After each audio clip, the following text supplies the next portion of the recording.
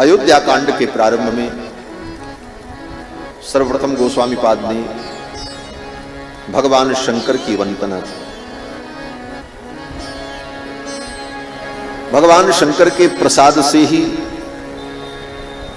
ये कवित्व शक्ति गोस्वामी जी को प्राप्त है और भगवान शंकर ने ही कृपा करके इस मानस को गोस्वामी जी के हृदय में प्रेषित किया, प्रकट किया। रच महेश निज मानस राखा, पाए सुसमौ शिवासन। रचना तो भगवान शंकर ने की, लेकिन इसको प्रकाशित गोस्वामी जी ने किया। और कब? बोले देखो, जो राम जी के जन्म की तिथि है वही रामचरित मानस के प्राकट्य की भी तिथि है। जिस दिन राम जी का जन्म महोत्सव होता है उसी दिन रामचरित मानस का भी प्राकट्य हुआ। राम जी का प्राकट्य अयोध्या में हुआ और श्रीमद् रामचरित मानस का भी प्राकट्य अयोध्या में हुआ। वही दिन, वही तिथि, वही महीना, वही नक्षत्र, नवमी भवमवार मधुमासा, अवधपुरी यह चरित प्रकाशा। गोस्वामी जी ने इसे प्रकाशित किया। ये अयोध्या में प्रकाशित हुआ। रचना तो भगवान शंकर ने की।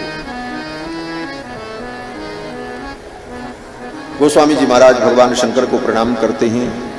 यस्यांके च विभाति भूधर सुता देवापगा मस्तके, भाले बाल विधुर्गले च गरलम, यस्यो रसि व्यालराट, सोयं भूति विभूषण सुरवर सर्वाधिप सर्वदा, सर्व सर्वगत शिव शशिनिभः श्रीशंकर पातु माम्।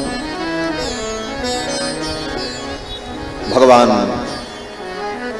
शिव यस्यांके च विभाति भूधर सुता, जिनकी गोद में भूधर सुता पार्वती विराजमान है, देवापदा मस्तके, देवताओं को भी पावन करने वाली देव सरिता गंगा जिनके मस्तक पर शोभा को प्राप्त होती हैं, भाले बाल विधु, जिनके भाल पर मस्तक पर बाल विधु द्वितीया का चंद्रमा शोभित होता है और जिनके गले में गरलम, जिनके गले में विष के कारण नीलापन प्रकट हो गया। विष को भगवान शंकर ने अपने गले में धारण किया। समुद्र से जब विष निकला, समुद्र मंथन से, तो देवताओं ने कहा इस विष से कोई बचेगा तब ना अमृत पिएगा, अब तो सबको मरना है। तो भगवान नारायण ने कहा कि महादेव से प्रार्थना करो इस विष का वो पान करें। सबने जाकर के महादेव से प्रार्थना की। भगवान शंकर आए, पार्वती जी ने मना किया, बोले महाराज ये देवता बड़े चतुर हैं, अमृत निकलता तो आपको बुलाने ना आते, विष निकला तो आपको विष मिलाने के लिए आ गए, और आप इतने भोले भाले हो, भोलेनाथ हो, इन देवताओं के कहने पर विष पीने के लिए चल पड़े। भगवान शंकर ने कहा मेरे विष पीने से संपूर्ण संसार का हित हो और परहित से बड़ा इस धरती पर कोई धर्म नहीं। परहित सरिस धर्म नहीं, पर पीड़ा सम नहीं अधमाई। भगवान शंकर ने कहा परहित से बढ़कर के तो कोई धर्म नहीं। भगवान शंकर आए और उस विष को उठा करके अपने करतल में ले लिया। आजकल लोग तो एसी बंद कर दो यार। आजकल लोग भगवान शंकर का चित्र बना देते हैं कि भगवान शंकर खप्पर में लेकर, शंख में लेकर विष पी रहे हैं। लेकिन भागवत में जो वर्णन है कि भगवान शंकर ने उस विष को अपने हाथ में ले लिया। इसे जैसे चरणामृत पिया जाता है उसी प्रकार हाथ में उस विष को भगवान शंकर ने रखा। ततः कर्तलीकृत्य व्यापी हालाहलम विषम,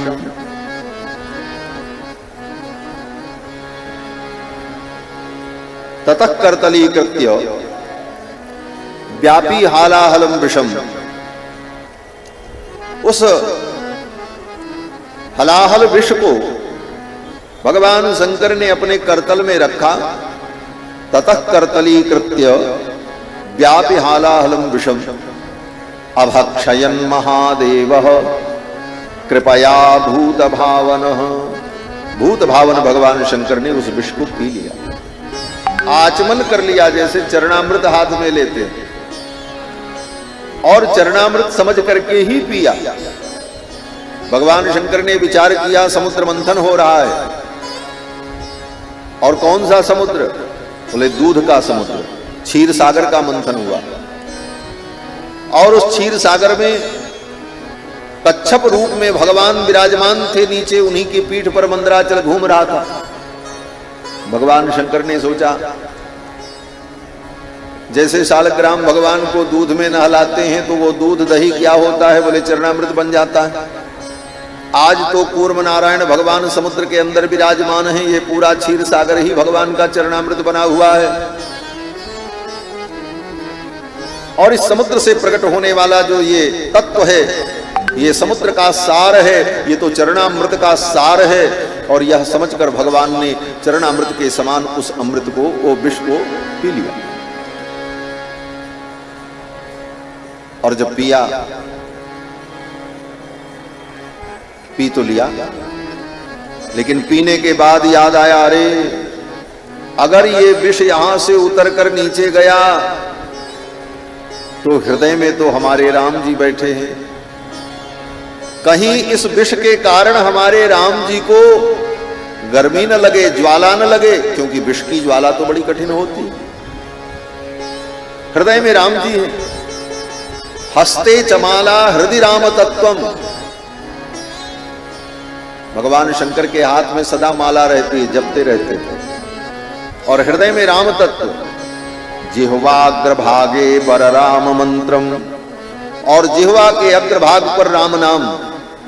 तुम पुनि राम राम दिन राती, सादर जपो अनंग राती।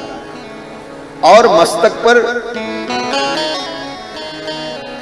बोले यन्मस्तके राघव पाद तीर्थम, राम जी के चरणों का पाद तीर्थ गंगा सदा भगवान शिव के मस्तक पर रहती है।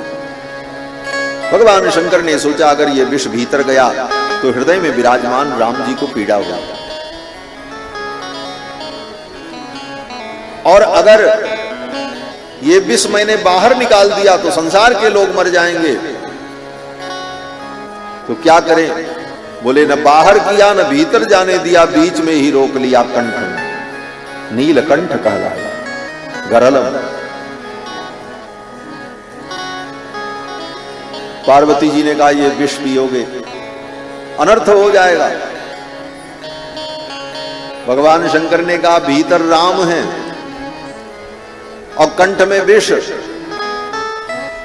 दोनों मिलकर के क्या होगा? बोले विष और राम दोनों मिलकर के विश्राम हो जाएगा, हमें विश्राम की प्राप्ति होगी, संसार सुखी हो जाएगा। ऐसे भगवान भूत भावन शंकर ने विषपान किया, इसलिए उनका कंठ नील हो गया, नीलकंठ।